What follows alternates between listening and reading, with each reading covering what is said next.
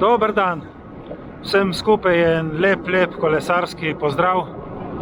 Tole je posnetek nedeljske vožnje, na kateri vam bom povedal, kako sem se vrnil z dopusta dobesedno v peku.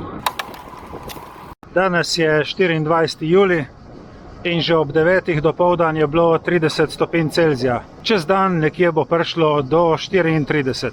Piha jugozahodni veter, v zraku se voha dim. Piha jugozahodni veter, se pravi iz morja gor proti nam, kar še dodatno poslabšuje razmere na Krasu. Večinoma veste, da sem bil na dopustu v Belgiji, kjer smo imeli maksimalno 25-26 stopinj Celzija, tako super lepo aprilsko vreme. Ko sem se vračal prejšnjo nedeljo, je bil na Krasu že drugi dan požarov in dim sem zagledal na nebu že, ko sem se peljal po avtocesti mimo Udin. Požar na Krasu je zmeraj resna zadeva in nikoli nobenemu ne pade na pamet, da bi ga jemal z levo roko. Ampak nihče si pa ni mislil, da bo šlo za največji požar v zgodovini Slovenije. Zgorelo je že 2500 hektarjev Krasa. Na terenu je danes 1500 gasilcev, ne vem koliko helikopterjev in letal. V glavnem, z eno besedo, katastrofa. Poleg tega imamo pa še ta vročinski udar s temperaturami vse tja do 40 stopinj Celzija. Pri takem požaru je zelo težko karkoli narediti. Izredno nedostopen teren, poln suhih borovcev in podrasti, močen veter, zaradi katerega požar preskakuje tudi po več 100 metrov, vsak dan nova žarišča.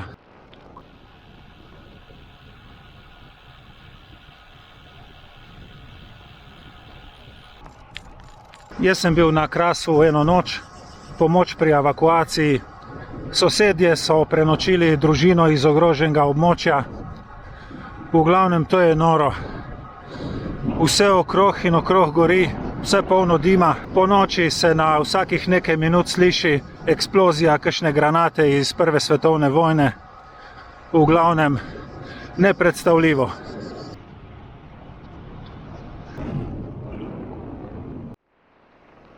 No, ampak po enem tednu je bilo včeraj na Krasu nekaj malega dežja, tako da gasilci danes lažje nadaljujejo s čiščenjem pogorišč in gašenjem preostanka požara. Na Facebooku sem najdel en video z Krasa, tako da si lahko malo ustvarite občutek, kakšno je bilo gor. Jaz cel teden nisem kolesaril. Prvič zaradi tega, ker v vročini takoj dobim visoke pulze. Danes, ko je 30 plus, sem praktično non-stop v coni 4. In pravijo, da bo vročina vztrajala še cel naslednji teden, mogoče z izjemo torka, če bo padla kakšna kapljica dežja. Drugič, seveda, nisem kolesaril zato, ker je bilo v zraku polno dima in teh nevarnih delcev PM10. Tretjič pa zaradi tega, ker sem imel v Belgiji s tistim gorskim kolesom en manjši padec, tako da sem si zdaj celo rane, sej ni bilo hujšega. Imam nekaj manjših prask, nažalost sem pa zlomil tista rdeča kolesarska očala. Na Stravi boste lahko od spodaj videli, kje sem se danes vozil. Nisem šel na Kras, ceste so še zmeraj zaprte, pa tudi nevarno je še in samo gnečo bi delal. Po drugi strani mi je bedno, da bi nabiral oglede z nesrečo drugih ljudi. Sem pa prišel tukaj do roba, do Mirna, kjer je požar skoraj prišel do naselja. Glejte, kje je gorelo. 10 metrov od hiš. In še zmeraj vidim, da je helikopter v akciji.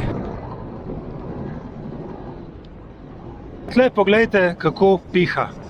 Tle je sicer neki vzhodni veter, tako da če nosi požar, ga nosi proti Italiji. Ampak to je neverjetno za julij, kako močna burja je tle. Tam gor je pomnik miru na Cirju, okrog je vse gorelo. Tam od spodaj se še zdaj malo kadi, kar tako, nekje vmes. Pa tudi vode je zmanjkalo povsod na Krasu, Tle pri Mirnskem gradu zmeri teče, pa je pipa enostavno suha. Tako da morajo vodo dovažati iz doline gor. Zgleda, da je ena točka za točenje vode tukaj v Mirnu pri nogometnem igrišču. Itak sem imel nameniti tam mimo, pa grem pogledat, če je cesta odprta.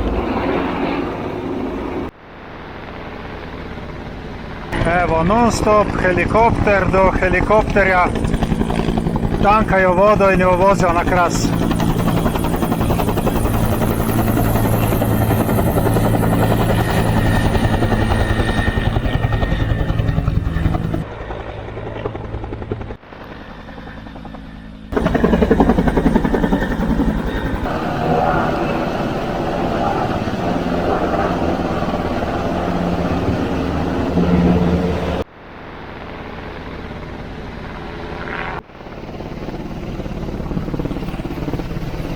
Grem naprej pomagati, nimam kaj, samo gnečo delam.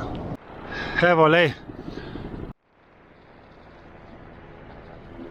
Pol kilometra ven iz naselja Miren je prišel ogenj do ceste. Veš, kako je? Vse je suho.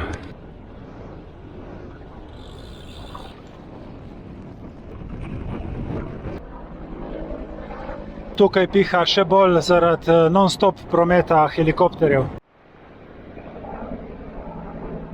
Grenče tukaj tik pod Krasom so tudi bile skoraj v celoti evakuirane.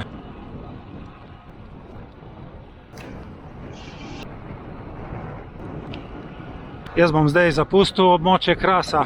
Problem tega dima je, ko se ga navadiš, ga ne vohaš več. Vseeno ti pa škoduje. Sonce že kar dobro kuri, nikjer žive duše, v takem res nimaš kaj delati zunaj. Bom se kar lepo odpravil domov, v senco, pod klimo.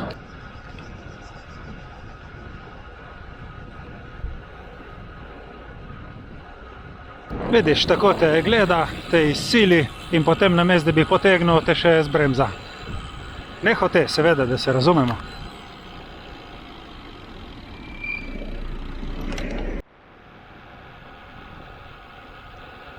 Tako, kakor se zahvaljujejo občani iz teh vasi, se bi tudi jaz zahvalil vsem gasilcem, vojski, policiji, pilotom, prostovoljcem, praktično vsem, ki so kakorkoli pomagali na Krasu.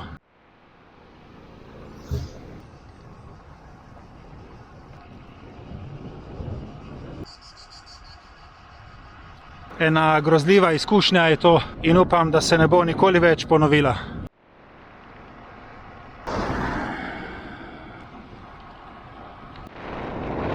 Vam pa, mojim zvestim gledalcem, želim eno lepo, mirno in varno poletje, brez vročinskih udarov in brez toče.